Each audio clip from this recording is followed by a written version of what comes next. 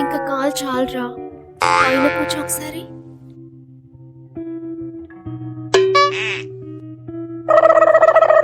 నా మెడ దగ్గర కాస్త నొప్పిగా ఉందిరా, అక్కడ కూడా. అలాగేనండి.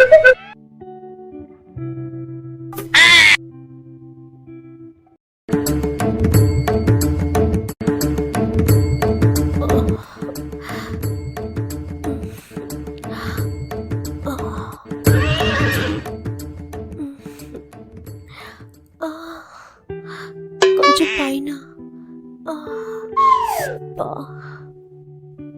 చాలా బాగుందిరా నువ్వు ఇలా చేస్తుంటే. మీకు బానే ఉందండి. అయ్యగారు వస్తేనే నా పైన అయిపోయింది. ఇలాంటి టైంలో ఆయన గుర్తు చేయకరా, ఉన్న మూడ్ కాస్త పోతుంది.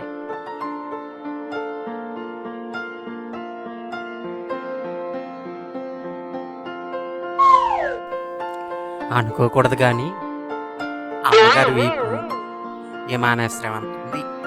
పాపం ఆయన ఇప్పుడు చేయి చేసుకోలేదేమో, చాలా స్మూత్ గా ఉంది. నాకేంటి ఇలాంటి పాడు ఆలోచనలు వస్తున్నాయి. ఎంతైనా మగాన్ని కదా, మరి ఆవిడకే లేనప్పుడు సిగ్గు నాకెందుకు ఉంటుంది, అందుకే నొక్కేస్తున్నా.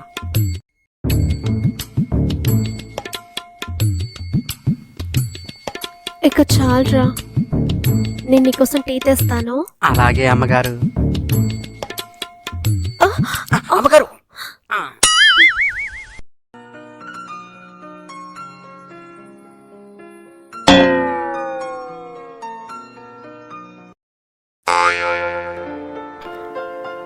థ్యాంక్స్ రా. పర్లేదు అమ్మగారు. పడిపోతున్న అమ్మాయిని పట్టుకో. లేదండి, మిమ్మల్ని కాపాడుకోవటం నా బాధ్యత.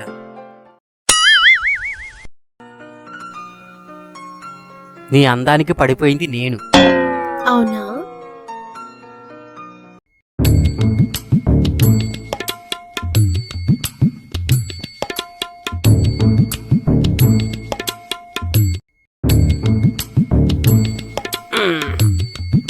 అబ్బా. అమ్మయ్య, ఎన్నాటి నుంచో ఉన్న నా కోరిక ఇవాళ తీరిపోయింది. థ్యాంక్స్ రా గవర్రాజు. ఏముందండి, ఇప్పటికీ తప్పు చేసిన ఫీలింగ్ నాలో ఉందండి. అలాంటి ఫీలింగ్స్ ఏం పెట్టుకోకు. ఇలాంటివి మన మధ్య చాలా జరుగుతాయి. ఇక్కడ ఇవంతా మామూలేరా, నువ్వు అవేం పెట్టుకోకు. నీకేం కావాలన్నా నన్ను అడుగు. డబ్బులు కావాలన్నా, ఇంకేమైనా కావాలన్నా అన్నీ ఇస్తాను. ఇది కళ నిజమా? నిజమే. ఇది నేను ఊహించలేదు. హైదరాబాద్ ఎందుకు వచ్చానో కానీ నా జన్మ ధన్యమైపోయింది. ఇక మా అయ్య నాకు తెలియజేస్తాడో లేదో.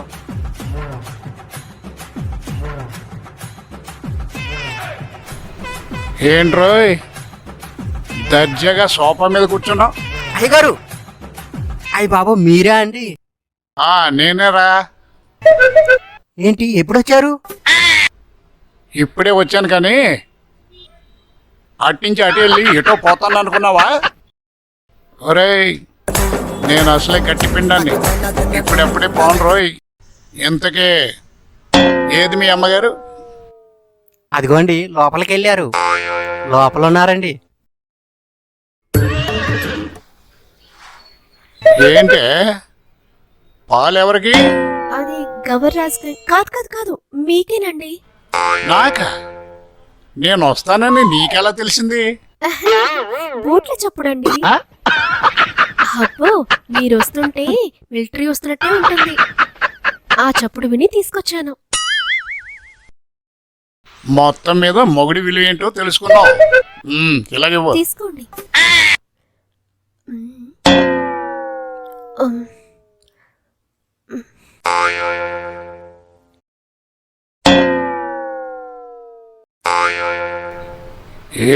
ఏమిటే సైగులు? అబ్బాయి ఏం లేదండి, మీరు తాగండి, మీరు తాగండి. తాగుతున్నా. పన్నోడు బాగా పనిచేస్తున్నాడా? అబ్బో, సూపర్ అండి. వాడి గురించి చెప్పాలంటే మంచి పనుడు. ఎంతైనా మనూరోడు కదండి. అది వీడైతేనే నీకు సూట్ అవుతాడని పిలిపించాను. చాలా మంచి అమ్మ పని బాబాయ్! చేశారండి. మీరు వెళ్ళి స్నానం చేయండి. ఆ అలాగే. గ్లాస్ ఇవ్వండి.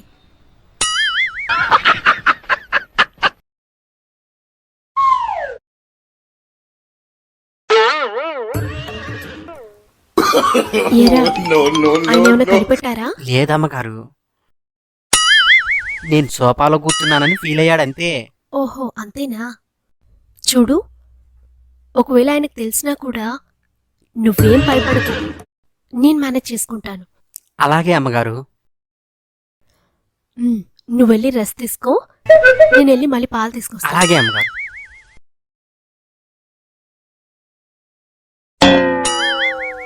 చూశారుగా, భర్త నిర్లక్ష్యం చేస్తే భార్య పరిస్థితి ఇలా ఉంటుంది. పాపం ఏం చేస్తుందండి? మనిషి జన్మెత్తాక అన్నీ తింటున్నాక కోరికలు లేకుండా ఉంటాయా? అలాంటి కోరికలు తీరకపోతే ఇలాగే చేస్తారు. కాబట్టి ముఖ్యంగా మగవారు నాలాంటి భార్య ఉన్నప్పుడు ఆవిడ కష్ట సుఖాలు తెలుసుకోండి. ఆవిడ్ని సుఖపెట్టాలి అన్న విషయం కూడా గుర్తుంచుకోండి. అర్థమైంది కదా?